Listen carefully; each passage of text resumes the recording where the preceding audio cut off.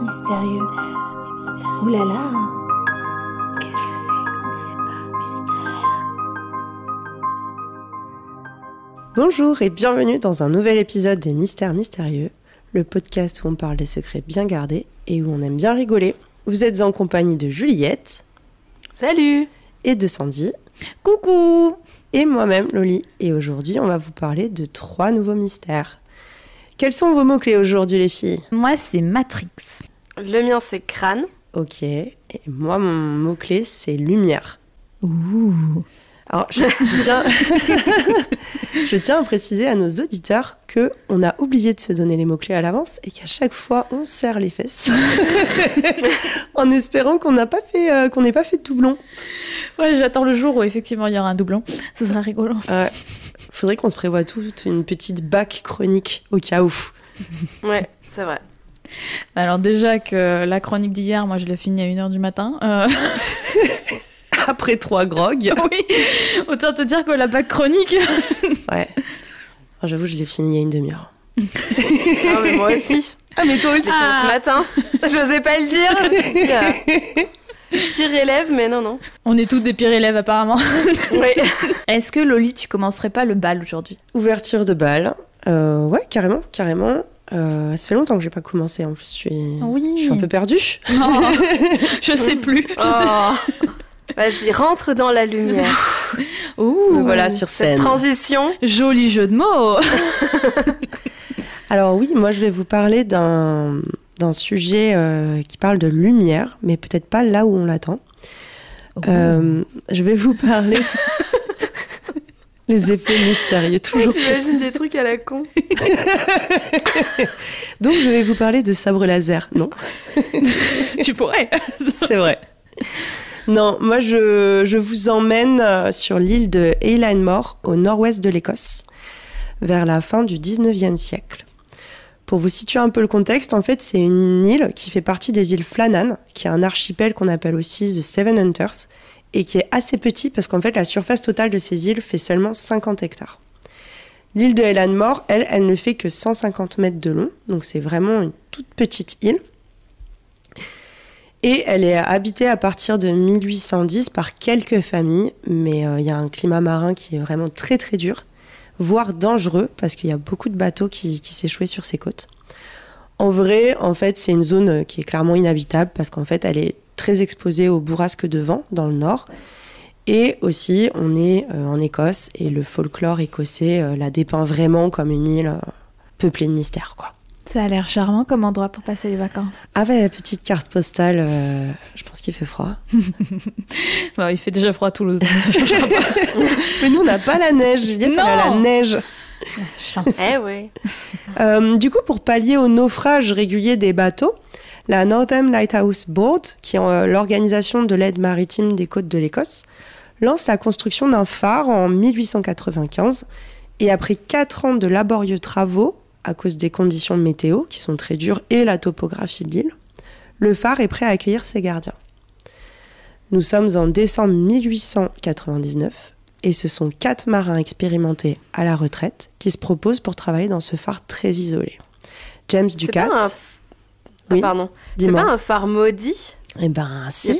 Je crois que j'en ai entendu. Oui. Eh oui, ouais. C'est un phare qui est très connu, qui est connu effectivement pour cette légende mystérieuse. Donc, 4 marins expérimentés à la retraite, donc James Ducat, Thomas Marshall, Donald MacArthur et Joseph Moore. Ils travaillent en roulement par équipe de 3, donc chacun passe 6 semaines sur l'île et après il a 2 semaines de congé où il rentre chez lui, à terre, voir sa famille.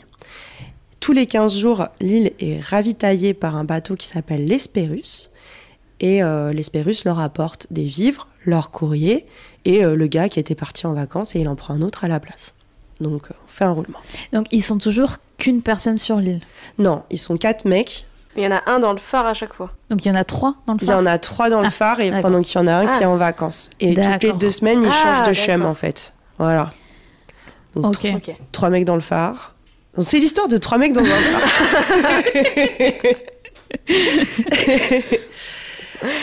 J'en étais où? Alors, oui, donc, le 6 décembre 1900, donc À peu près 1 an après la mise en place de ce système de roulement, c'est au tour de Joseph Moore d'être en pause, et lorsque le capitaine de l'Hespérus le récupère, il lui demande s'il est content d'être en vacances.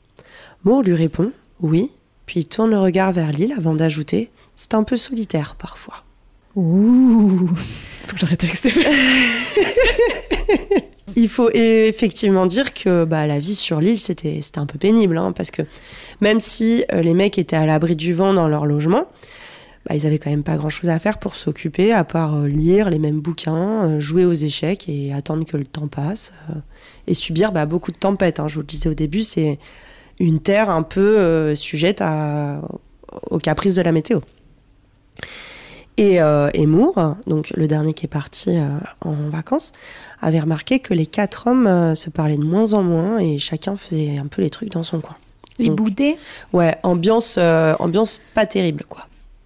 Le 15 décembre, un bateau qui venait de Philadelphie et qui se rendait à Leith remarqua que la lumière du phare n'était pas allumée et il prévient les autorités dès son arrivée au port de Leith. Le ravitaillement étant prévu dans quelques jours, et la météo ne permettant pas d'intervenir dans l'immédiat, il a été décidé que la situation sera réglée lors de la prochaine relève, qui allait se passer 5 jours après. Le 20 décembre... Du coup, ils ont attendu 5 jours pour aller voir ce qui se passe.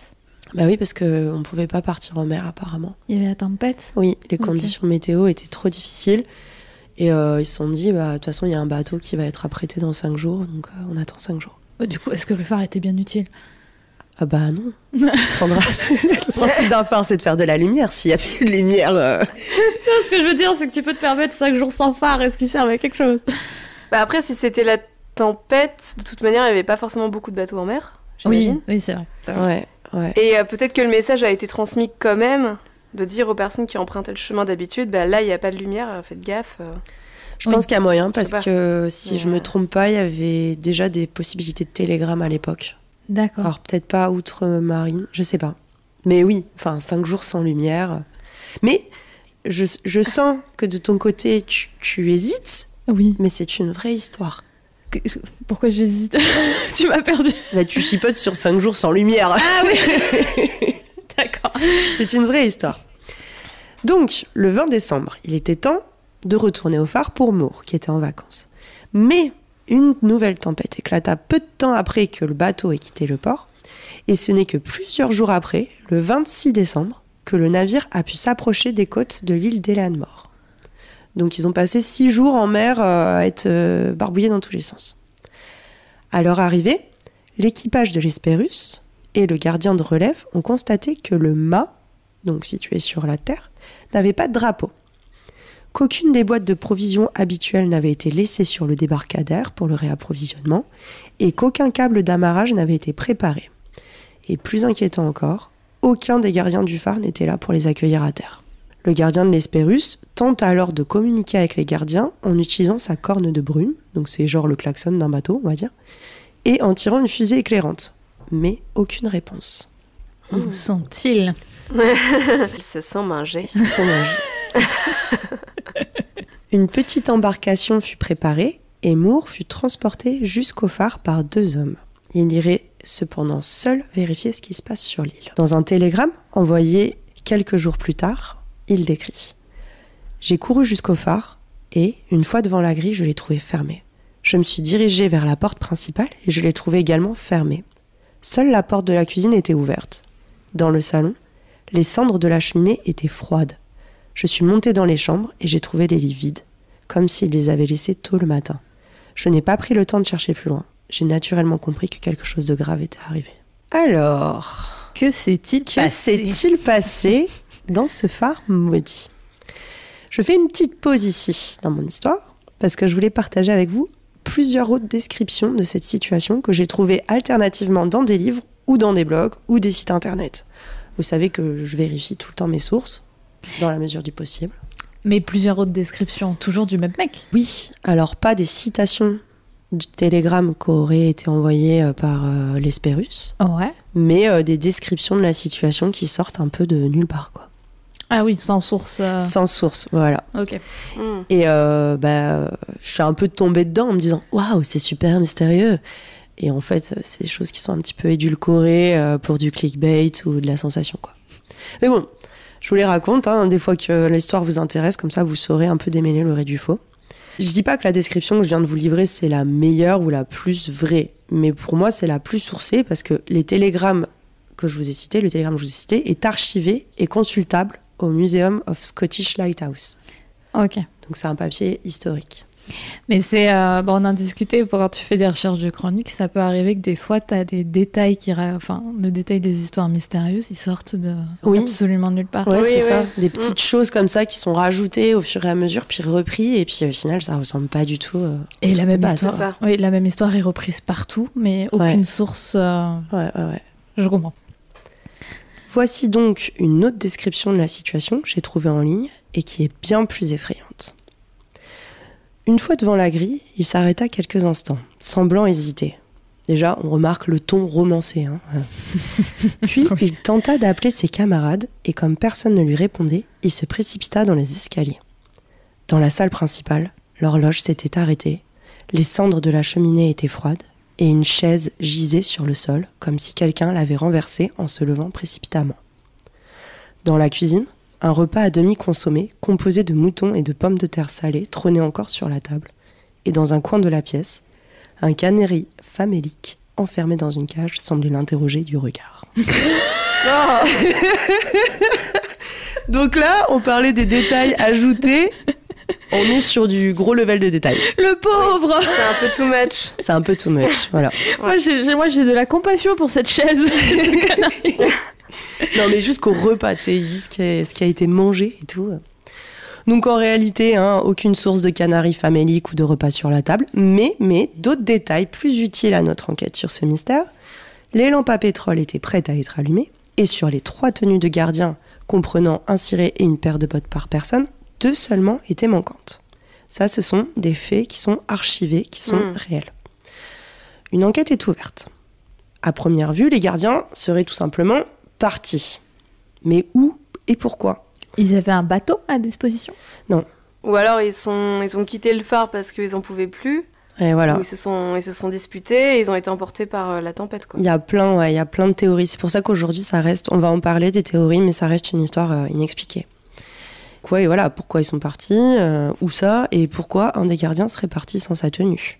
La dernière inscription au registre, donc c'est un genre de... Le mec, c'était le plus chiant. Du coup, les 2 autres, ils l'ont attrapé sous le bras. Ils ont fait, on va te faire passer la nuit sous la pluie. Allez, rien à foutre. Ça va te calmer, mon grand. Tu viens. Et voilà. J'en étais... Oui, alors il y avait un registre au phare où les gardiens écrivaient ce qui se passait. Et la dernière inscription au registre, donc ce cahier de bord, datait du 15 décembre. Donc c'est la date à laquelle le bateau de Philadelphie avait remarqué que le phare n'éclairait plus. Cette entrée décrit que ce jour-là, les 3 hommes avaient visiblement effectué leur tâche comme à leur habitude.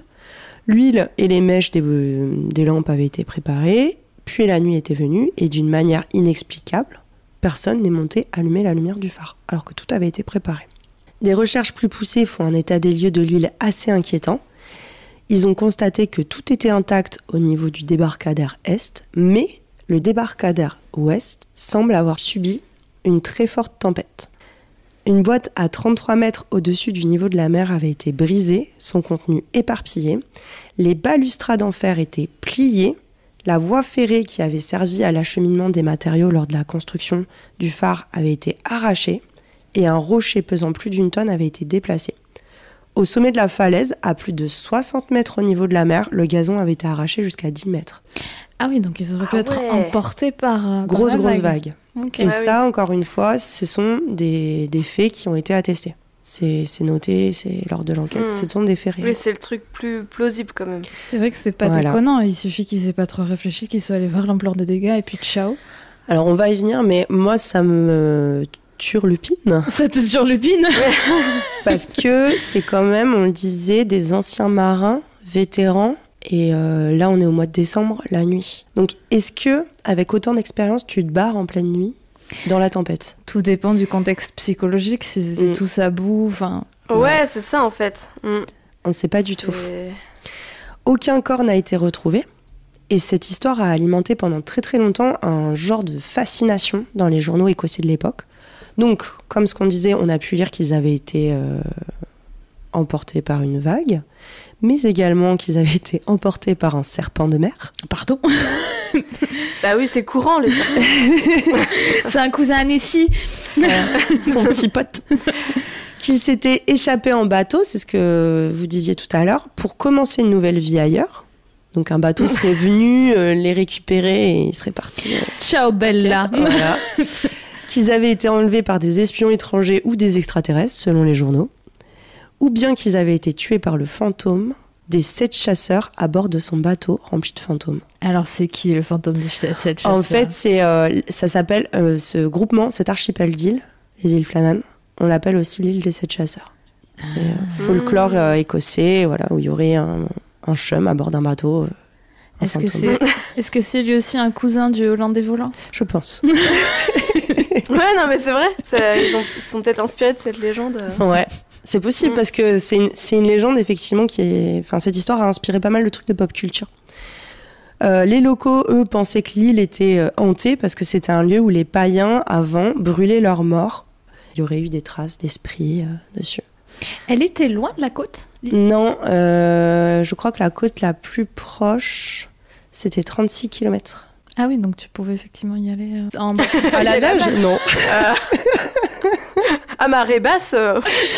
Comme au Mont-Saint-Michel. Tu prends tes petites bottes et puis... Et let's go. On peut comprendre que des théories surnaturelles soient proposées. Donc d'une part, je vous le disais, le folklore écossais est très riche. Et d'autre part, je le rappelle, ce sont des anciens marins vétérans dont on parle. Donc pourquoi auraient-ils quitté le confort de leur logement en pleine tempête au risque d'y perdre la vie, tous les 3, si personne ne les avait forcés? En plus, il faisait nuit. Qu'est-ce qui était si important qu'ils ne puissent pas attendre le lendemain matin? Ça faisait 1 an qu'ils étaient en roulement sur l'île. Hein. Ouais. Ça fait beaucoup. Donc ils sont rodés, les gars. Bah, soit ils sont rodés, soit ils n'en pouvaient plus. Bah, ils rentraient chez eux régulièrement, mais bon... Si tu supportes pas les mecs, 1 an, ça fait beaucoup. C'est ça. Ouais. Beaucoup des théories surnaturelles à l'époque étaient alimentées par le contenu du soi-disant journal de log, donc le carnet de bord, des hommes où d'étranges comportements auraient été décrits par Marshall, un des gardiens sur place, et je vous le lis. 12 décembre, coup de vent du nord quart nord-ouest, mer démontée, isolée par la tempête. 21h, jamais vu un tel ouragan, vague très haute, se brisant sur le phare. Tout est en ordre, Dukas est irritable. Et la suite, rédigée à minuit le jour même. La tempête fait toujours rage, le vent ne mollit pas, nous sommes isolés, nous ne pouvons pas sortir. Un navire passe en actionnant sa sirène de brune, je peux voir les lumières des cabines. Dukas est tranquille, MacArthur pleure. Le lendemain, 13 décembre, l'ouragan a continué toute la nuit, le vent hale l'ouest quart nord-ouest.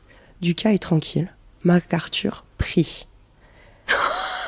Ils sont passés par des états émotionnels. Ah ouais, ils en peuvent plus, quoi. Oh, c'est l'horreur. Ouais. À midi, le jour est gris. Moi, Dukas et MacArthur avons prié. 15 décembre. Dis donc, pour des marins expérimentés, ils avaient l'air au fond de... C'est bizarre un peu, hein. Ouais. 15 décembre, 13h, tempête terminée, mer calme, nous sommes dans la main de Dieu. Ah oui. Ah oui, non, donc, on peut comprendre que les journaux, les gens, effectivement, soient partis dans des théories un peu farfelues. Ouais. Cependant, vous me connaissez, j'ai tout vérifié.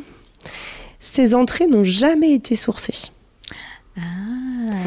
Et en 1998, l'historien irlandais Mike Dash débunk complètement cette histoire de journal de log, qui, d'après ses recherches pour la rédaction de son essai The Vanishing Lighthouse Man of Eilean et d'autres articles publiés dans le Fortean Times, il a vraiment cherché le pourquoi, du comment et d'où venait tout ça.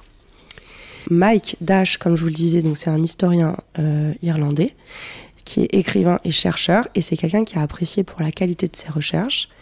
C'est quelqu'un de sérieux. Il a retrouvé la source de ces informations qui sont en fait évidemment erronées. Déjà, le journal de log, ça servait pas à raconter la vie de ses petits camarades, ça servait plutôt à noter les tâches effectuées et la météo. Et enfin, la première apparition de cette info vient d'un pulp magazine. Donc les pulp magazines aux États-Unis, vous voyez ce que c'est ? Oui, pardon. Oui, je fais très bien. Non, moi je sais pas. C'est des magazines un peu cheapos, imprimés, rapidos, avec un contenu pas trop... Ok. Voilà. donc un pulp magazine qui s'appelle True Strange Stories et qui est paru en 1929. C'est l'équivalent d'un clickbait d'aujourd'hui, en fait. C'est dommage de s'appeler True Strange Stories et ouais, voilà. de faire des fake news. Et tant qu'on parle de debunk, plutôt je vous décrivais donc la fameuse scène apocalyptique avec le canari famélique. Et en fait, il s'agirait d'une description reprise par des gens peu scrupuleux d'un poème qui date de 1912 et qui s'inspire de cette histoire et qui parle d'un repas sur la table et d'une chaise renversée. Et c'est un poème inspiré de l'histoire, en fait. Tout le monde a fait sa petite sauce sur cette histoire, en fait. Ouais. Donc, si ça vous intéresse, le poème s'appelle Flannan Isle. Ce pauvre canari. Ouais. Ce pauvre canari. Mais je crois qu'il n'y a même pas de canari dans le poème, en plus. Ah merde. Et d'où il sort? Aussi, je ne sais pas si vous vous souvenez, il y a quelques mois, je vous ai parlé des faits de Cottingley. Oui. Et mon livre était obsolète au regard des nouvelles infos. Et du coup, j'avais dû tout débunker. Et bah, bing pot, ça a pas loupé. Est-ce qu'on peut peut-être songer à... à changer de littérature? Peut-être. Et oui, donc du coup, j'ai eu de nouveau le problème avec cette mystérieuse histoire de disparition. Parce qu'au final, ça a été assez compliqué. Il a fallu que je vérifie de nombreuses parties du livre. Et c'est plus de la moitié du contenu qui est faux. Ah ouais. Parce que donc le livre est sorti en 1980 et en fait le journaliste historien Dash, là dont je vous parlais tout à l'heure, lui il a sorti tous ces trucs vers les années 1997, donc 17 ans après. Et c'est lui qui a vraiment débunké tout ça. Donc il écrit qu'au fil des années il y a eu de nombreuses théories. Donc la plus courante, une vague massive les a emportés au loin, le vent était assez fort pour les pousser de la falaise, ou, comme ce que tu disais Juliette, un des hommes ne supportait plus les deux autres, il les a tués, il a jeté leur corps dans l'océan avant de se suicider. Moi j'aime bien cette théorie. On parlait aussi de cuisine. Ah oui, il a pu les cuisiner, les manger et il s'est suicidé. Ou alors ils ont été tués en essayant d'aider un navire en train de couler, parce qu'il fallait vraiment une bonne raison pour sortir. Mais selon Dash, une théorie qui est proposée par un surintendant du phare entre 1953 et 1957, donc 50 ans après les faits, la théorie est la suivante. Un soir après le dîner, une forte tempête touche l'île. Marshall et Ducat vont sécuriser la corde qui descend le long de la falaise pendant que le cuisinier fait la vaisselle. Pendant que Marshall et Ducat travaillent, une vague déferle sur la falaise, ravage le débarcadère ouest. Donc c'est ce que tu disais, Juliette. L'un des hommes parvient à rester sur la terre ferme et retourne au phare pour prévenir MacArthur qui, pressé, ne prend pas son ciré. Et très vite, une autre vague impitoyable emporte les deux hommes par-dessus bord. Pour moi, c'est une théorie qui ne passe pas. Comme je vous le disais, pourquoi les mecs qui sont aguerris auraient pris autant de risques? Et enfin, il y a une des règles du Northern Lighthouse Board, donc la société qui les employait pour s'occuper du phare, qui est qu'il faut toujours au moins un homme au poste du phare. Ça, j'y crois moyen. Les recommandations que te donne ton entreprise, ouais. Si t'es en isolement profond...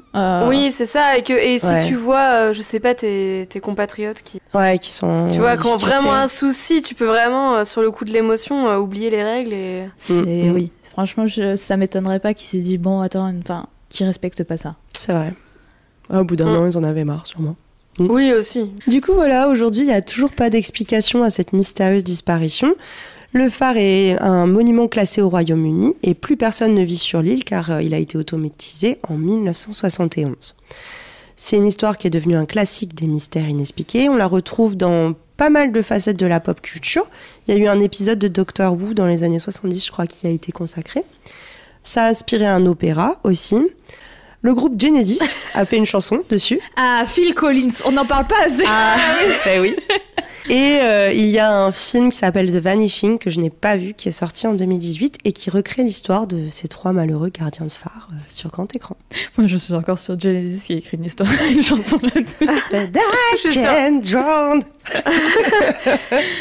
Moi, c'est l'opéra, ça me fait délirer. J'ai des images en fait des chanteurs genre en voyant la vague arriver sur leur gueule. Dans le final, tu sais, tada, et puis ils disparaissent. Mais oui, c'est... Rigolez pas, c'est triste. Écoute, je crois que ce podcast est la preuve que nous sommes de complètes sociopathes. Il faut se rendre compte à un moment donné. Damn it.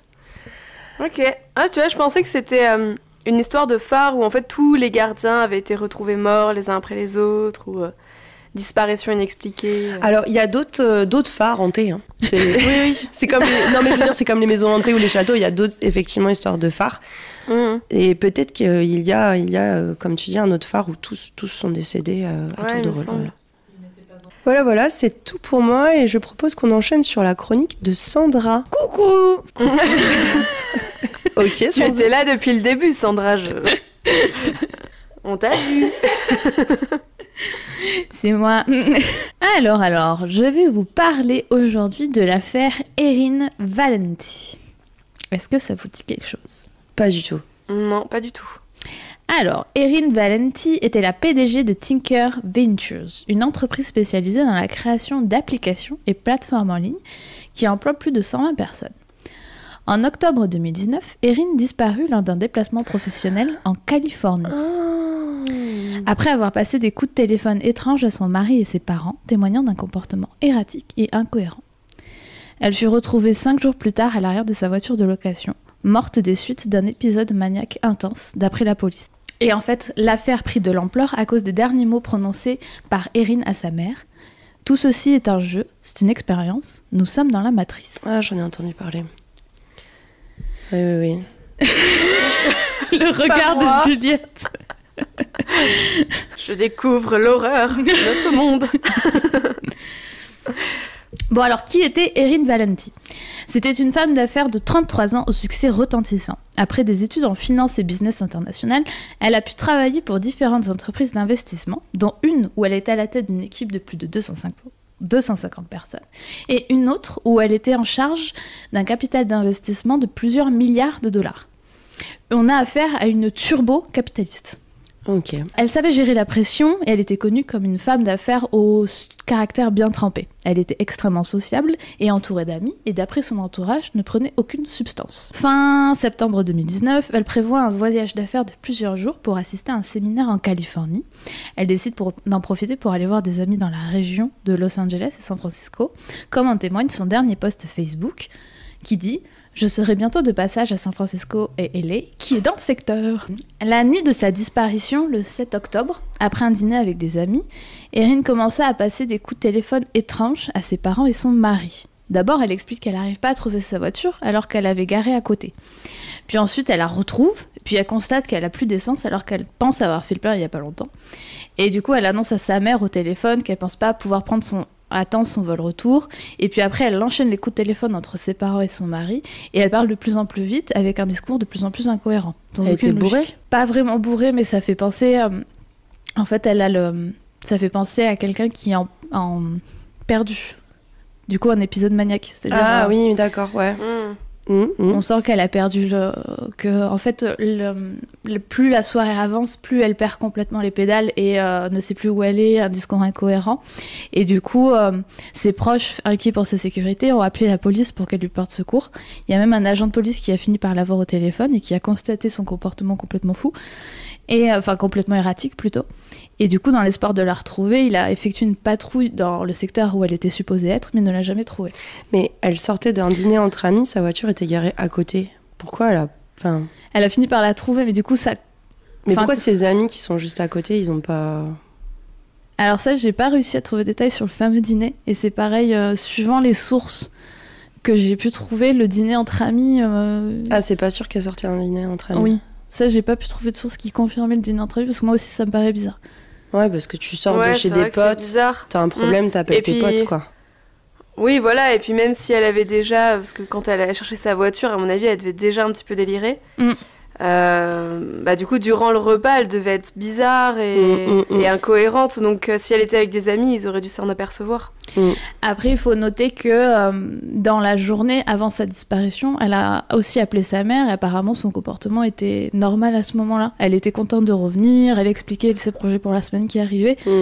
Voilà, on sent vraiment une escalade dans la soirée. Mais du coup, pour le dîner entre amis, ce qu'on en discutait, en fait, suivant les articles, t'as des détails qui sortent de nulle part. Ouais, ok. Mais elle avait jamais eu du coup d'épisode de ce type-là Non. auparavant. Alors, elle a jamais montré de signes de maladie mentale et son mari était psychologue. Et lui n'a jamais vu de signes avant-coureurs. Après, bon, j'y reviendrai plus tard, mais son mari, du coup, qui est psychologue, dit lui-même que c'est possible qu'elle ait développé des troubles bipolaires d'un coup, parce que c'est la piste de la bipolarité qui est surtout mise en avant. Et ça l'étonne pas, en fait, qu'elle ait pu sortir ses troubles d'un coup sans forcément de signes apparents, ou que il y aurait des signes qui l'auraient loupé et qui l'auraient interprété comme autre chose. Ouais, Et pourquoi il pense que cette théorie marche? Pourquoi? Ah, j'ai pas compris ta question. Lui, en fait, il dit, bah oui, potentiellement, je me suis gouré, quoi. Oui. Il n'y a pas de signe particulier où il s'est dit, après coup, ah ouais, en fait, là, c'était un peu bizarre, j'aurais dû me dire que elle avait des soucis. Ben, en fait, c'est surtout par rapport le rapport de police quand on a retrouvé le corps. Bon, après, je raconterai plus tard, mais le rapport de police, en fait, conclut que la cause de sa mort, ce sont une cause naturelle due à un épisode maniaque, suite à un trouble bipolaire.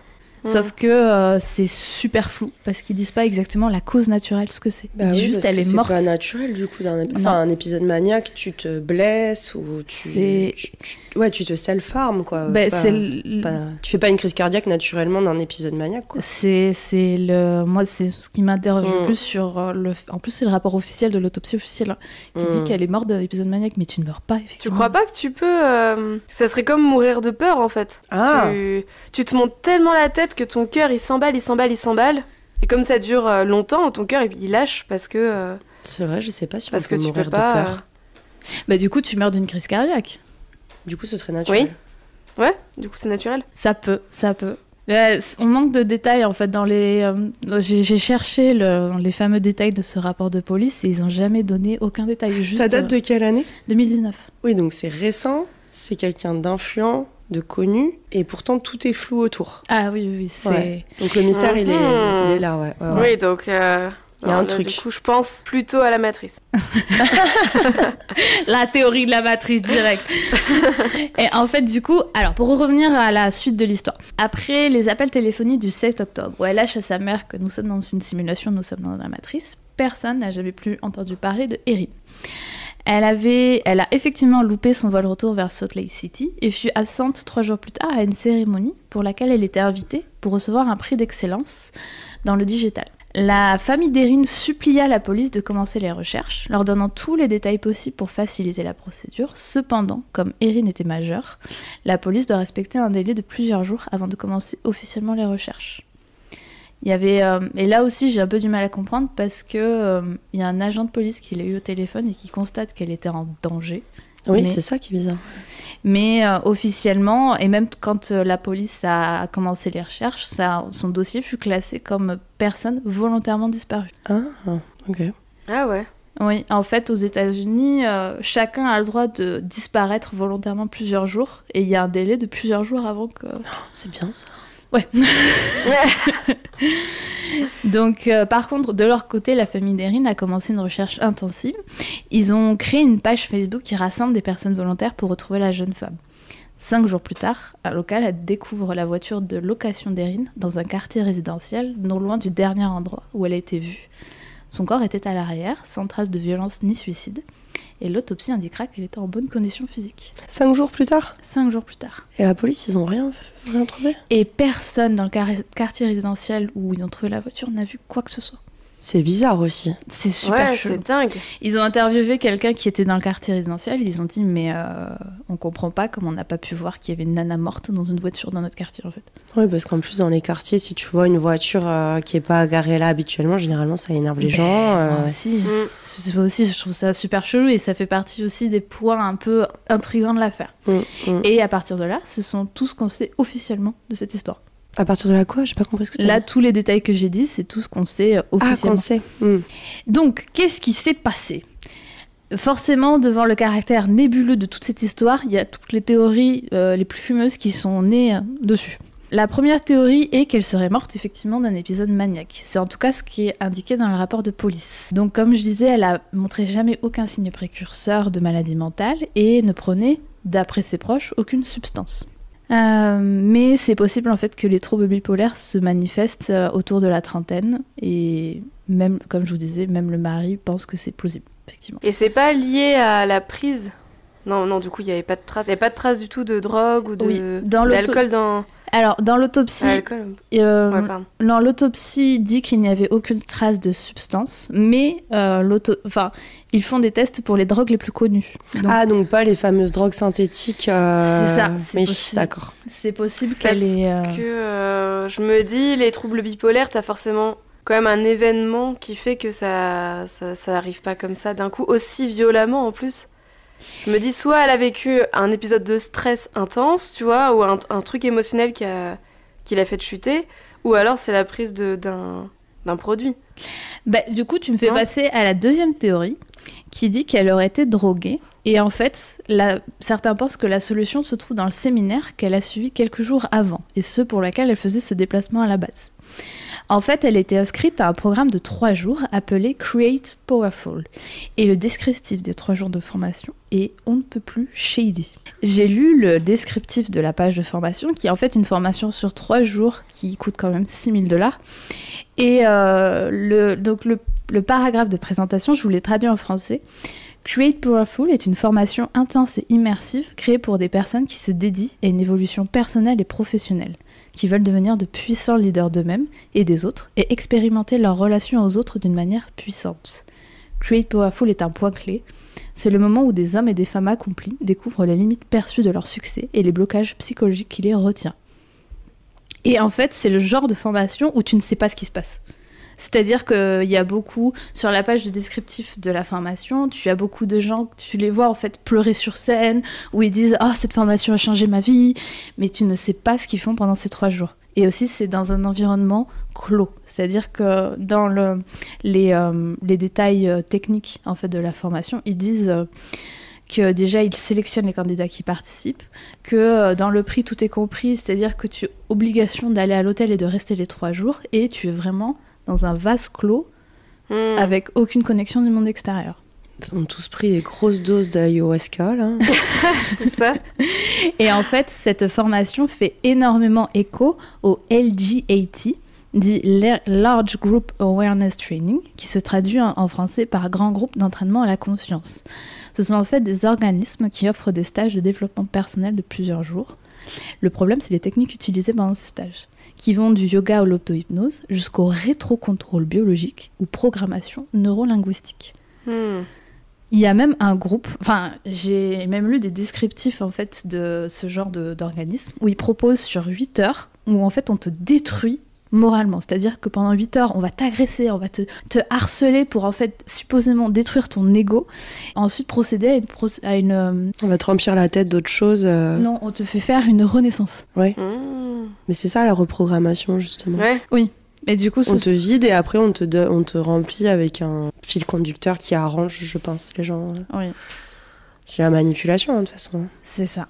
Et le rétrocontrôle biologique, moi je connaissais pas. En fait, c'est une méthode qui consiste à te brancher un ordinateur pour que tu vois tes signes biologiques en direct et que tu apprennes à les contrôler. Le truc, mais obscur au possible. C'est trop bien. C'est fascinant. Ouais, je trouve ça fascinant. Je dis pas que j'adhère, je dis pas que c'est vrai, mais ça m'intéresse en tout cas. Moi aussi je trouve ça fascinant. Du coup, ces organismes... Alors, je suis pas en train de dire que Create Powerful, le stage auquel elle a participé, fait partie de ces organismes, mais en fait, il y a beaucoup de similarités entre les deux. Et les LGAT sont souvent proches du mouvement du potentiel humain, né de la période New Age et de la contre-culture des années 60, qui croit au potentiel non exploité de l'humain, à accéder à des états supérieurs de conscience. Et les autorités alertent sur les dérives sectaires d'un tel mouvement. Tu m'étonnes. Tu m'étonnes. Mais donc, elle avait fait un stage comme ça, combien de jours avant son date de décès ? 1 ou 2 jours avant. D'accord. Donc voilà, certains de ces stages peuvent être psychologiquement violents et prise de substance n'est pas à exclure. Donc effectivement, ça peut être une... On comprend mieux. Ouais, ça peut être une combinaison des deux en fait. Le caractère un peu violent du stage a pu réveiller des troubles psychologiques en elle qui ont fait qu'elle a lâché. Quoi. Et au fait, elle a pu aussi prendre une substance qui n'est pas détectée par la police. Et puis, oui, aussi.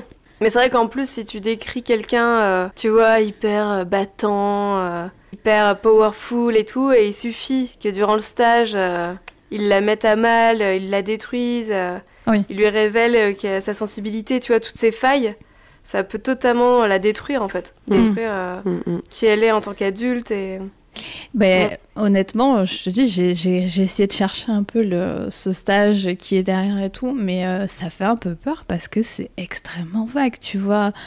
C'est que, en fait, ça réunit que des personnes chefs d'entreprise ou entrepreneurs. Aussi, c'est turbo-capitaliste qui cherchent une moyen de se reprogrammer, de créer plus de leadership et tout ça, mais tu n'as aucune idée du pourquoi de cette formation. Je pense que c'est des choses qui ont toujours existé parce que tu nous expliques là que c'est quand même issu du New Age. Ouais.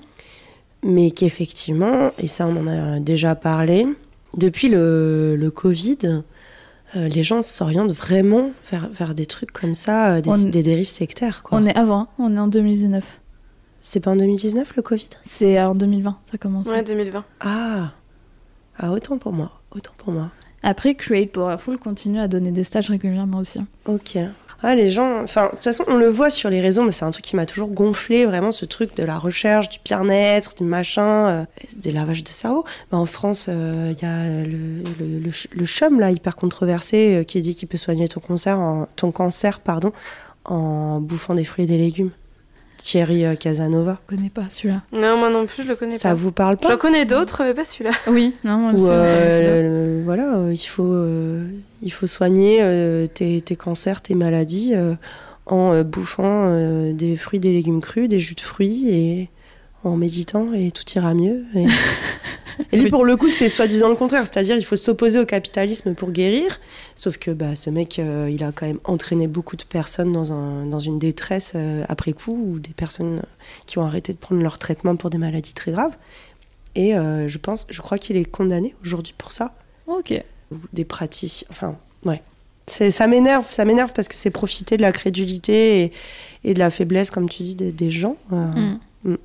Donc voilà, c'est effectivement, moi je trouve ça très très intéressant comme sujet, les dérives sectaires autour de ça. Mais est-ce que c'est ça ? Parce que, encore une fois, Erin a eu sa mère au téléphone avant qu'elle commence à partir en vrille et tout allait bien. En fait, elle est sortie de son stage enthousiasmée, tout allait bien, mais est-ce qu'elle gardait la face devant sa mère ? On ne sait pas. Donc, oui, et puis qu'il y a peut-être eu un contre-coup. C'est justement ce qui fait que cette histoire est connue, c'est qu'il n'y a aucun moyen de prouver quoi que ce soit, en tout cas. Mais la police, ils n'ont pas interrogé cet organisme, pas fait d'enquête, pas demandé de les fermer. Aucune idée. Ah ouais. Je sais pas, j'ai cherché et c'était... Il doit y avoir vraiment Il doit y avoir un truc très important pour que ça soit autant... moi, caché. Ce qui m'interpelle le plus, c'est le flou autour de la nature de la mort de cette nana. Qu'ils aient même pas dit qu'elle soit morte d'une crise cardiaque ou quoi, c'est juste l'épisode maniaque, la cause principale. Ouais, c'est clair. Ok, et du Donc coup voilà, au niveau des autres théories, certains disent qu'elle aurait été assassinée. Du coup, comme on disait, par une substance inconnue de la police. Mais par qui ? Erin, alors là par contre, on commence à aller dans des terrains non sourcés. Et voilà, les théories un peu plus fumeuses. C'est-à-dire que j'ai trouvé ces théories, il y en a certains qui les reprennent. J'ai essayé de chercher un petit peu. Et j'ai trouvé aucune source fiable là-dessus. Donc on entre sur le domaine du... un peu... tendax. Je sais pas trop comment dire ça. Par qui aurait-elle été assassinée ? Erin aurait supposément établi un partenariat avec l'entreprise Control Labs, une entreprise rachetée par Facebook qui développe des bracelets capables d'interpréter les impulsions électriques du cerveau et de les traduire en commandes informatiques. Pour le coup, c'est une vraie entreprise. Par contre, ce qui n'est pas sourcé, c'est le fait qu'elle ait un partenariat avec cette entreprise. En fait, certains supposent qu'elle aurait été assassinée parce qu'elle aurait découvert un secret controversé. Et on aurait voulu la faire taire avant qu'elle révèle ça au grand public. Mais on est sur le domaine de la théorie fumeuse et vraiment tiré par les cheveux. Ok. Voilà. Il y a aussi, c'est pareil, ça j'ai pas trouvé de source, mais apparemment elle aurait été assassinée par un groupe terroriste qui est justement contre les nanotechnologies ou les technologies invasives comme ça. Mais j'ai rien trouvé. Elle aurait pas pu. Alors après, c'est que c'était une grande entrepreneuse, mais c'était pas non plus quelqu'un d'important. Non. Qui avait un pouvoir monstrueux, enfin. Non. Elle a De là... même son entreprise, son TK Ventures, c'est vraiment une entreprise de développement d'applications et de plateformes assez grosse. Mais de là à être assassinée pour... Ouais, c'est un peu poussé, ça quoi. me semble un peu fou, mais pourquoi pas. Hein. Oui, on ne sait pas ce qui se passe en interne, s'il Ouais, travaille ouais, non, sur mais un bien sujet, un dossier Oui, sensible. secret, qui ouais. était sensible, ouais. Donc voilà, aussi certains supposent une des entreprises pour laquelle elle aurait travaillé, Overstock, en fait, il y a eu un scandale d'espionnage industriel. Et comme elle allait rencontrer des anciens collègues à elle, il suppose qu'elle aurait été impliquée dans ce scandale et aurait été tuée pour ça. Mais encore une fois, il n'y a pas de lien, il n'y a pas de source, il n'y a rien. Ah, on ne sait pas, c'est que des théories. Voilà, certains cherchent des explications, mais il n'y a aucune preuve pour le moment. Au final, tu as autant d'informations en main, toi, que toutes ces gens qui ont élaboré leurs théories. Quoi. C'est ça. Mm. C'est ça. Et enfin, la dernière théorie, forcément, qu'elle se serait débranchée de la matrice. Ah, ah. Ça m'intéresse aussi. Elle se serait effectivement déconnectée de la matrice et aurait essayé d'avertir ses proches. Ça expliquerait les mystérieuses paroles, le comportement erratique. Les plus fervents défenseurs de la théorie de la matrice voient en ces paroles la preuve que notre monde est simulé, qu'elle aurait été éliminée pour ça. Est-ce que tu peux, pour les auditeurs qui ne connaissent pas cette notion de matrix, tu peux expliquer rapidement ce que c'est ? Alors, c'est assez compliqué comme sujet, en fait. Très bien, désolée de t'avoir posé la question. C'est clair, la colle. Non, j'avais pas prévu de faire un exposé sur la matrice. En fait, je voulais donner plus d'informations là-dessus, mais il y a une énorme différence entre la théorie de la conspiration de la matrice qui s'appelle d'ailleurs pour information l'hypothèse de simulation en français. Passionnant. Ah, moi j'adore. Qui dit qu'en fait nous serions tous contrôlés par un programme informatique qui nous montrerait une réalité simulée, que rien de ce que l'on voit n'est vrai. Donc il y a une grosse différence entre cette théorie de conspiration et une théorie philosophique de réalité simulée, qui dit qu'en fait, effectivement, que rien de ce que nous voyons n'existe et qu'en fait, chaque réalité, j'ai essayé de me renseigner, mais c'est vraiment très, très, très, très compliqué, j'ai eu du mal à comprendre, que en fait, chacun verrait une réalité comme propre à lui. Voilà. Non, mais c'est une bonne base de... C'est un vrai sujet de recherche ou de débat philosophique là-dessus. Ouais. Beaucoup de livres sont sortis. Et c'est loin d'être une conspiration. C'est un vrai sujet de réflexion qui date de la théorie de la caverne de Platon. Ouais. Tout au long de l'histoire, ça a toujours interrogé les philosophes. Jusqu'à, effectivement, le film de la Matrix, du coup, que tout le monde a vu, et l'idée de programme informatique qui est apparue avec les ordinateurs. Voilà, c'est un très vaste sujet. Non, mais c'est très intéressant. Oui, tu l'as très bien expliqué. Merci, Sandra. Merci. Ça fait partie du sujet que j'ai étudié à 1h du matin hier, et j'étais là, je ne comprends rien. Ce que tu précises pas, c'est que tu l'as étudié à 1h du matin hier, après le Pod Toulouse, donc la réunion de podcasteurs toulousains, et après quelques grogs. Puisqu'on est tous malades et qu'on a bu des grogs. Oui, je pensais que ce serait plus simple que ça. Et je lisais les articles, j'étais là, non mais je ne comprends rien. Donc, pour ceux qui souhaitent plus en découvrir, le vrai principe philosophique s'appelle l'hypothèse de simulation ou réalité simulée. Et beaucoup d'intellectuels ont réfléchi sur le sujet. Et du coup, si ça vous intéresse, allez chercher. Voilà. C'est à Juliette. Juliette, c'est à toi de nous faire part de ton mystère. Rappelle-nous ton mot-clé. Crâne. Ok, on va rentrer chez nous si c'est pour se faire engueuler. Non, je vais vous parler de crâne humain. Alors, c'est une chronique, c'est la première chronique des mystères mystérieux qui m'a demandé un effort monstrueux à rédiger parce que j'ai fait beaucoup de recherches sur les crânes humains et ça m'a un peu dégoûtée, j'avoue. Alors, je suis pas très sensible au sang et tout ça, mais là ça m'a un peu dégoûtée. Ok. Alors. Super. En fait, je vais vous parler de trépanation. Génial. Trop bien. J'adore. La même définition. J'adore. Alors, donc la trépanation, c'est une méthode qui consiste à percer la boîte crânienne pour enlever un petit morceau d'os pour avoir accès au cerveau. Jusque-là, oui. Tout va bien. Tout va bien. Donc c'est une méthode en fait qui a traversé l'histoire, elle a été pratiquée sur différentes régions du globe pour diverses raisons et elle est encore pratiquée aujourd'hui. Mais oui, il y a des gens qui s'auto-trépannent de leur plein gré. Furieux. Vraiment, Loli, ton intérêt vraiment voyant pour ce sujet m'inquiète un peu. J'ai trop hâte que Juliette raconte parce que c'est vraiment un super... Enfin, je dis pas que les autres sujets sont pas intéressants, c'est pas ça, mais je m'attendais pas à ce sujet et je suis très très contente qu'on en parle.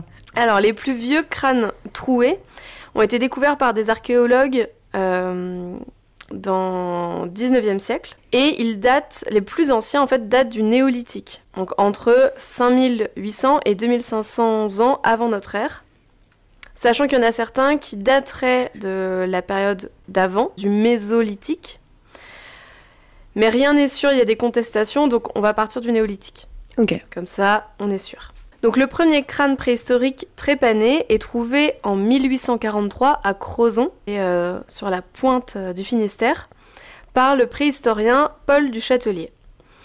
Au départ, les archéologues ne sont pas plus intrigués que ça par les trous parce qu'ils pensent que ce sont soit des trous faits par le temps ou les fouilles qui ont mal été réalisées et qui ont abîmé le crâne. En 1873, un morceau d'os pariétal, donc l'os pariétal, c'est la partie arrière du crâne, donc est retrouvé et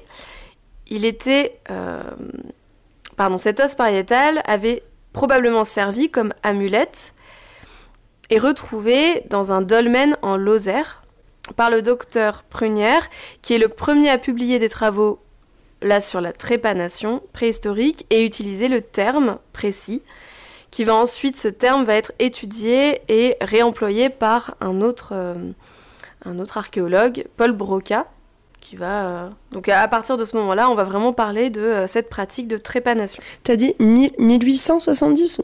Non, 1970 1873. Là, okay. On est... Ok, d'accord. On découvrira principalement des crânes trépanés en Europe, en Afrique du Nord et en Amérique latine. Au total, on compte à peu près 1500 crânes du néolithique. Ce qui est fou aussi, c'est que du coup, il y a une multitude de trous différents selon les peuples et les pratiques. Donc on a des trous plus ou moins carrés, plus ou moins arrondis, plus ou moins dentelés, plus ou moins grands, répétés ou non sur un même crâne. Mais toujours au même endroit ? Je vous invite à aller voir. Alors ça dépend aussi des peuples, mais souvent c'était plutôt sur la partie gauche. Par exemple, au Pérou, il y a énormément de crânes qui ont été retrouvés, et là, c'était plutôt sur la partie gauche du crâne. D'accord. Et c'est souvent sur l'arrière, sur l'os pariétal. Ils attaquaient rarement quand même le front ou vraiment la boîte plus proche du visage. Voilà, c'est vraiment plus. Et comment ils font la différence entre une attaque de pieu et une trépanation ? Non, c'est une bonne question. Précisément, je ne sais pas. D'accord. Mais je vais donner quelques explications par la suite. Ok. Parce qu'en fait, ça a été aussi utilisé en acte chirurgical. Et du coup, on a la trace, si tu veux, du trou formé par une blessure, par un pieu, voilà. Et un autre trou qui a été formé par l'homme. Alors après, je pense que c'est lié à la forme du trou. Parce que quand tu te blesses, tu fais pas un trou aussi... tu vois, sphérique ou avec une forme aussi nette. Donc je pense que c'est lié à ça. Ok. Donc le principal mystère de cette pratique, donc qui m'a fait rédiger cette chronique, c'est qu'on ne connaît pas avec certitude les raisons des peuples du néolithique d'avoir fait ça. Par la suite, on a des témoignages, on a des écrits, donc on sait pourquoi. Mais au néolithique, c'est que des suppositions. Et rappelle-moi, tu fais une trépanation parce que ton cerveau gonfle, c'est ça, il est infecté et il gonfle. Ah bah non, il y a plein de raisons. Il y a plein de raisons. Ah, c'est passionnant. Franchement, je rigolais pas quand je dis que c'est passionnant. Et les gens ne trépanent pas forcément pour des raisons chirurgicales ou de maladie. Oui, il y a plein de choses. C'est bizarre comme verbe. Ils trépanent pas de la même façon. Donc, ce qu'on peut affirmer, c'est qu'au néolithique, en tout cas en Europe, on va utiliser le silex. Donc on s'en sert le silex pour chasser, tailler la pierre et ouvrir les jambes. Le plus étonnant... De manière plus ou moins volontaire. Non, et le plus étonnant, c'est qu'en fait, donc, la trépanation est faite sur des gens vivants, ça c'est le plus gore, et le plus étonnant, c'est qu'il a été démontré que la plupart des trépanés survivaient à l'opération. Alors, Ok. comment le sait-on ? Oui, c'est ce Ça, que je je sais. demandais. Ah, Ouais. En fait, sur les crânes, le trou formé par la trépanation, si vous voulez, le bord en fait du trou, il n'est pas net. Il est légèrement arrondi. Ça signifie que la fibre osseuse, je ne sais pas si on dit ça comme ça, elle s'est reconstituée, elle a commencé à cicatriser. donc la personne a vécu assez longtemps pour qu'il y ait un début Voilà. de cicatrisation. Effectivement. Donc ils sont sûrs que la plupart survivaient après coup. C'est fou parce qu'à l'époque, ils n'avaient pas l'antiseptique, quoi. Oui, alors au niveau des antiseptiques, j'ai trouvé, il y a potentiellement la belladone ou la valériane qui était utilisée comme anesthésiant Mhm. et la sauge employée comme antiseptique. Mais il Passionnant. fallait quand même serrer les fesses, quoi. Ouais, je pense, ouais. Donc, maintenant qu'on sait comment ils s'y prenaient, on va découvrir pourquoi. Hmm. La plupart des auteurs s'accordent à dire déjà que les sujets trépanés étaient majoritairement des hommes adultes. Hmm. Il y a certains peuples pareils où c'était plutôt des femmes, parfois il y a eu des enfants, mais la majorité, c'est quand même plutôt des hommes adultes. Donc il existe deux hypothèses majeures. Pour la première, on a une trépanation, comme je vous disais tout à l'heure, de chirurgie d'urgence. Donc après des blessures à la tête, pour enlever des morceaux d'os brisés d'un crâne fracturé et nettoyer le sang qui s'accumulait souvent sous le crâne. Donc, ce que disait Sandra. Voilà. Donc, déjà, les gars, ils avaient compris à quel endroit il fallait taper pour soigner ça, quoi. Parce que là, tu nous parles Probablement. du paléolithique, c'est ça? Néolithique. Néolithique, ok. Ouais, paléolithique, c'est la période encore avant. Ok, ouais. C'est la période où il y avait les mammouths. Je me trompe pas. Tu vois, c'est vraiment la... Non, voilà, la période encore transition glaciaire. D'accord. Donc effectivement, c'était par rapport à ce que disait Sandra tout à l'heure, pour nettoyer, enfin pour Soulagé. aider, soulager voilà, la pression du crâne après un accident. Donc ça pouvait être à cette époque un accident de chasse, des chutes, des attaques d'animaux sauvages, des attaques d'armes comme des gourdins et des lances. Et donc, ce que je disais aussi, c'est que les trépanations à gauche, on voit la prédominance de trépanation à gauche parce que ça va aussi dans le sens d'une origine traumatique de blessures reçues au combat par des assaillants droitiers. Donc logique, ok. Hmm. Donc ça, tu nous disais, à gauche, c'était principalement en Amérique du Sud. Ouais, oui, ça j'avais vu plutôt par rapport à l'Amérique du Sud, mais on le retrouve aussi un petit peu en France. Donc là, c'est le cas d'une trépanation dans le cadre d'un soin.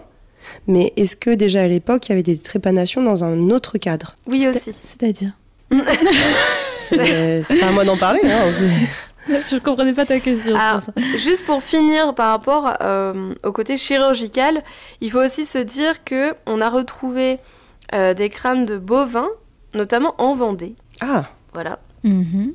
datant de moins 5000 ans avant Jésus-Christ, et qui présentent aussi des marques de trépanation. Donc on suppose qu'il y avait des essais sur des animaux, avant sur les êtres humains. Donc comme ça, donc soit ils expérimentaient un animal qui avait été blessé, et ils essayaient de le sauver, ou alors c'était vraiment pour tenter le coup.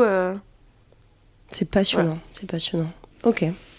Je comprends mieux ta réticence à faire des recherches dessus, parce qu'effectivement, c'est pas ragoûtant comme sujet. Mais oui, et puis à force de voir des crânes, je sais pas, ça me... Puis de se dire que... Enfin, ça, c'est vraiment sans anesthésie, là. Attends, on t'attrape au silex, on t'ouvre le crâne, on te fait un trou. Alors en plus, le trou était formé principalement par usure. C'est-à-dire qu'on te grattait Ah, le crâne. C'est dégueulasse. quel enfer. Et toi, t'étais là, tu regardais tes potes. Est-ce qu'il y avait pas une prise de substance quand même pour... Oui, je pense qu'il y avait une prise Non, de mais certainement, substance. certainement, ouais. il y avait des rituels, des machins, voilà. Mais quand même, ça m'a... Ça, je savais pas qu'ils y allaient en grattant, en fait. Je pensais que c'était vraiment un coup sec et... Ah, il y a plusieurs options. Ah, Mais le super. grattage, il y a eu des périodes où le grattage était vraiment à la mode. J'enchaîne avec la deuxième hypothèse que Loli attend depuis le début. Oui. Qui est le rituel magique et ou spirituel. Pour faire sortir les mauvais esprits, je suppose. Pas du tout. Ah merde. Si, aussi. Alors là, Autant pour moi. c'est Pour les plus faire le rentrer. Moyen-Âge. Là, on est plus sur le Moyen-Âge, pour ça. Mais au néolithique, on peut supposer qu'il le faisait aussi. C'est vrai. Donc, vous vous souvenez, je vous ai parlé d'une amulette faite en os pariétal au début de la chronique. Oui. Eh bien, en fait, ce n'est pas un exemple isolé. On a retrouvé d'autres amulettes semblables, notamment en Lozère, par exemple, et on attribuait en fait des pouvoirs curatifs au crâne humain. Et la technique de suspendre des éléments curatifs autour du cou, c'est quelque chose qu'on retrouve énormément dans l'Antiquité, où on mettait autour du cou des sachets de thé, de drogue, voilà. Enfin, de thé de plantes, plutôt. De plantes, pour pouvoir guérir. Donc là, on imagine qu'il le faisait aussi avec les amulettes. Voilà. Et qu'en plus de ça, si on prélevait un bout de crâne, par exemple sur un malade ou quelqu'un de très affaibli, un mourant, et s'il survivait à l'opération, on considérait que du coup, il avait une sacrée force vitale. Et donc, on attribuait à son bout de crâne des pouvoirs mystiques. Donc, parce que ça, j'avais pas compris en fait. On découpe un bout de ton crâne et on te le met en bijou après. Yes. Super. Mais non, mais pas à toi-même. Hein. Non, pas à toi-même, aux autres. Ah, d'accord. Genre, Donc, lui, par il a exemple, eu- là, tu te tapes la tête. Oui. Loli t'ouvre la cervelle. Oh Elle te prend un petit morceau. Elle le garde précieusement parce qu'elle considère que tu es un être supérieur. Parce que tu as survécu. Parce que tu as survécu, évidemment. Ça ne marche pas si tu meurs. D'accord, grâce à la grande force vitale, d'accord. Voilà. Ok. Donc voilà, donc ça, c'est vraiment les deux théories principales. Donc on a retrouvé dans les autres cultures, après un peu plus tard, aussi d'autres traces de trépanation. C'est vraiment quelque chose qui a traversé le temps. Donc dans les civilisations égyptiennes et sumériennes, on allait prélever des disques d'os crâniens sur les cadavres.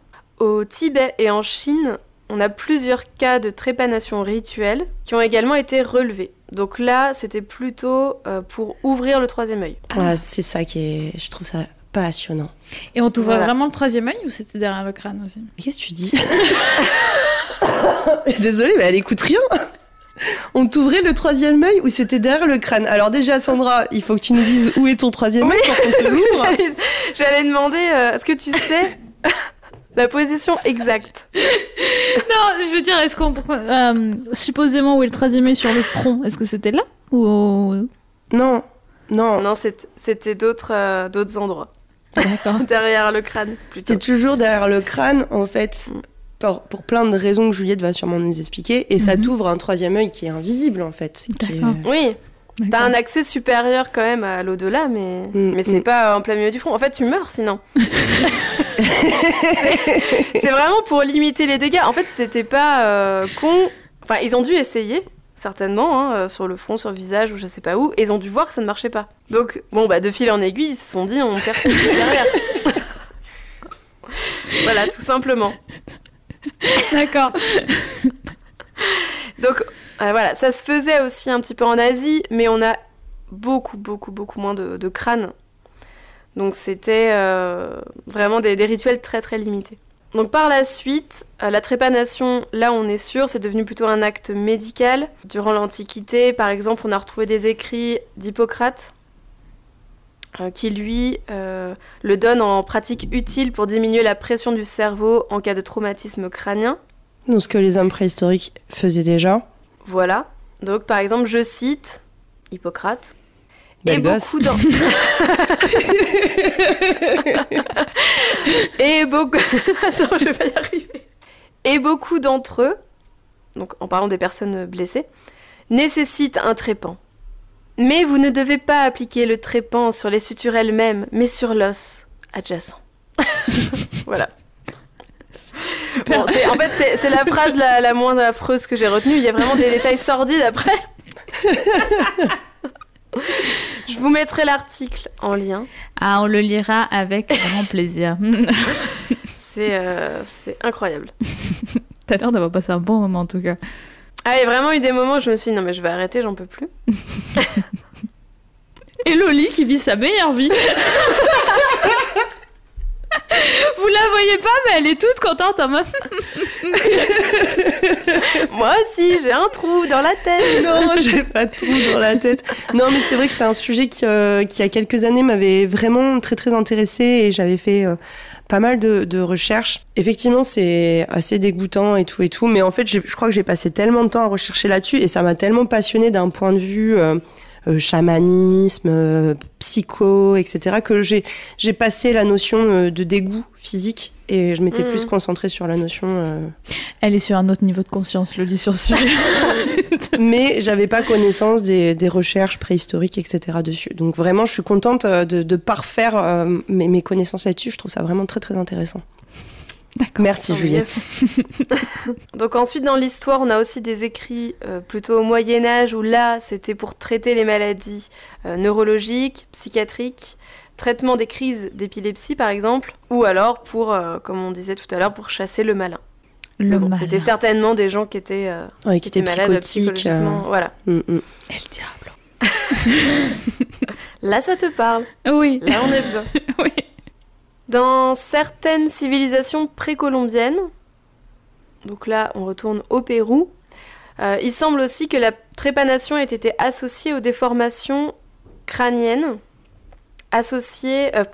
pratiquées dès la prime enfance sur certains sujets afin de marquer des différences hiérarchiques, sociétaires ou de clans d'un groupe d'individus par rapport à un autre. Waouh. Attends, ça veut dire que les gens... Enfin, comme des castes un petit peu ? Voilà, exactement. Okay. Donc les gens qui avaient des trous dans le crâne étaient supérieurs aux autres. Ouais. Est-ce qu'il y avait des déformations du crâne aussi? Parce que ça, j'en ai entendu parler du mystère des Oui. crânes allongés. C'est ça, donc en fait là il y a vraiment c'est le lien avec la civilisation de Paracas, notamment. Il y a plein de civilisations qui ont fait des déformations crâniennes, mais celle-ci elle a été vraiment connue et parce qu'elle a été reprise en fait énormément par des complotistes qui du coup s'en servaient pour démontrer bah voilà en fait nos ancêtres sont extraterrestres. Et regardez la forme de leur crâne, c'est sûr. Mais ils déformaient leur crâne eux-mêmes, genre quand le nourrisson était petit, ou ils sont nés comme ça, ces gens? Non, ils déformaient le nourrisson. D'accord, ok. Pareil. On a même des colons, en fait, qui ont décrit ce phénomène-là. Waouh, ok. Donc on est sûr que ça se pratiquait, ouais. Et dans d'autres peuples aussi ça se faisait. On a des traces, des témoignages, et donc ils empaquetaient le nourrisson. Alors ça dépend, il y avait soit des langes, un peu comme se faisaient les rétrécissements de pieds en Chine. Oui, ouais. Ou alors c'était carrément des morceaux de bois. Donc Ah oui, c'est vraiment d'accord. plus... Ouais. Et on serrait Waouh. pendant des mois. Voilà, jusqu'à ce que le crâne... Alors le crâne est plus malléable quand ils sont nourrissons. Il est plus Oui, parce déformable que le crâne d'un être humain. Tu Évidemment, utilises cette technique actuellement pour tu sais, les nourrissons qui font de la phagioplastie, je crois, le syndrome du crâne plat. Je sais pas si vous en Ah oui, avez qui sont entendu. plats derrière, là. Oui, en fait, Ouais. le nourrisson le fait à force d'être allongé sur le dos et de ne pas forcément beaucoup se tourner. Ils ont une partie du crâne qui est plat et du coup, tu as une technique qui consiste à leur donner un casque pendant plusieurs mois qui accompagne le développement de la forme de la tête et qui leur permet de retrouver une forme de crâne normale. Oui, parce que le peuple dont tu nous parles, Juliette, qui traficotait la forme de leur crâne, est-ce que ça crée pas des pressions de la boîte crânienne, des formes de handicap, au final, après sur le développement Apparemment, non. Ça, j'ai pas trouvé, en tout cas. Ou alors c'est pour ça qu'ils faisaient des trépanations, justement, pour relâcher... Les nourrissons ont le crâne extrêmement souple, ça m'étonnerait pas qu'il n'y ait pas de conséquences en fait, sur le développement. Ouais. Donc Alors du coup, après, ton effectivement, cerveau il y se avait développe peut-être- de la même forme. Ah, d'accord, ok. Oui, ouais. Alors après, c'est pareil, est-ce que... Il y avait certainement des pertes. Des pertes. Pardon. Des petits qui survivaient pas, mais du coup, comme c'était pour des élites, on se disait peut-être, de toute façon, il était faible, Ouais. tant pis, Ouais. quoi.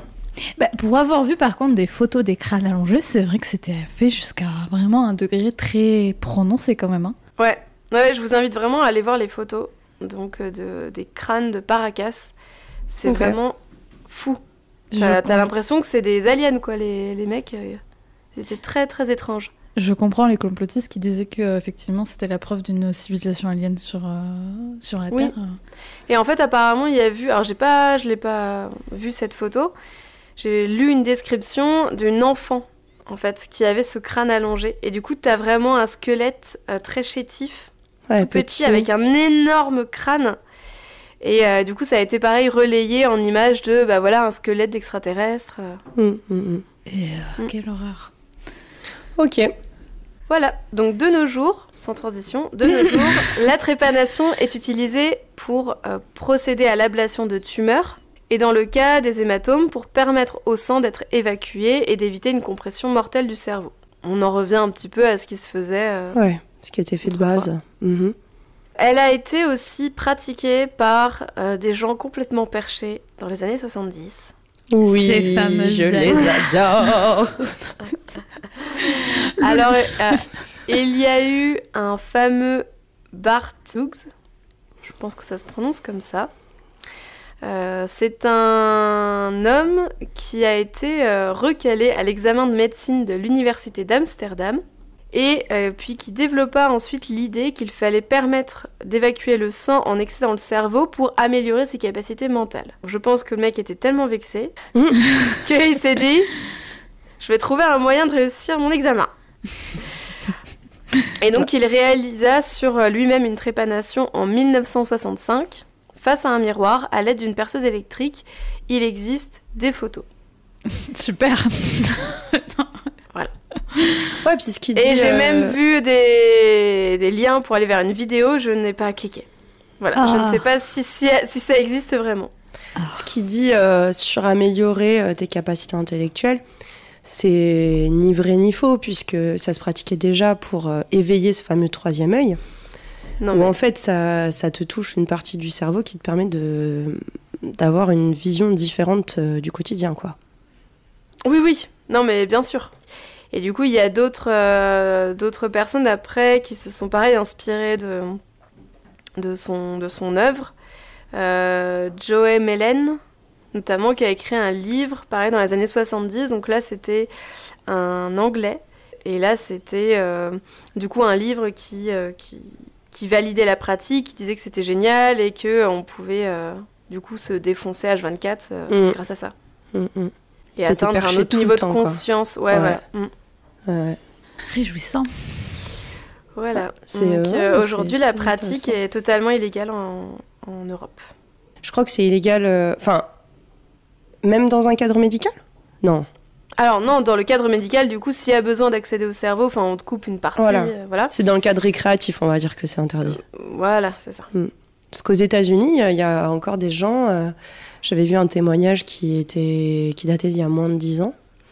C'était des gens qui s'étaient auto-trépanés, un couple, pour atteindre ce niveau de conscience que personne ne peut d'autre comprendre et qu'ils voient des couleurs qui n'existent pas ou des trucs comme ça. Et que du coup, en fait, le trou est pas refermé, quoi. Enfin, ils ont un peu tout le temps le cerveau à l'air. Mais du coup, tu fais une infection ? Ça me rappelle un peu le film Existence. Oui. Où en fait, justement, le mec, avec cette histoire de pote qui se branche et qui dit « Ah, si tu me fais un trou dans la colonne vertébrale, je vais avoir une infection. » Et du coup, la nana lui dit « non, regarde ta bouche. C'est un trou constant relié à mais ton c'est corps. » fait pour. Et là, je sais pas. Mais non, il n'y a pas d'infection. Ok. Alors, est-ce que c'est comme ce que disait Juliette, t'as l'os qui commence à cicatriser et qui crée une barrière, comme un trou qui va atteindre une surface dure? Je sais pas. Trop bizarre, d'accord. Et genre, je sais pas, il pleut, ils peuvent pas sortir sans petit parapluie de... Non, mais tu vois, je me dis, non, mais c'est trop bizarre. Ouais, c'est effrayant. C'est effrayant, cette... Tes oreilles aussi, c'est un trou qui est relié à ton cerveau et pour autant... Là, je suis moyennement d'accord parce que les oreilles comme la bouche ont des défenses contre les agressions extérieures. Ce sont des choses faites pour. Le crâne dans le cerveau n'est pas fait pour ça, tu vois. Enfin, le cerveau dans le crâne, plutôt, n'est pas fait pour ça. T'avais d'autres choses à raconter, Juliette ? Non, je finis là-dessus. Sur les parapluies de crâne ? sur les parapluies. Merci pour ta chronique, Juliette. C'était un peu difficile à entendre parce que c'est un sujet qui me dégoûtait un petit peu, mais très intéressant quand même. Ouais, merci beaucoup, c'était hyper cool. Merci beaucoup, merci à vous les filles, merci à vous qui nous écoutez, merci de nous avoir soutenus pendant 1 an et continuez à nous écouter. On est disponible sur plein de plateformes différentes. N'hésitez pas à nous envoyer des petits messages, à nous mettre des étoiles sur Apple Podcasts ou sur Spotify, on peut mettre des étoiles aussi, et à en parler autour de vous si le contenu vous plaît. Merci beaucoup, à bientôt, bye. Salut. Bye. Zoubi. Ah mince, Zoubi. Zoubi.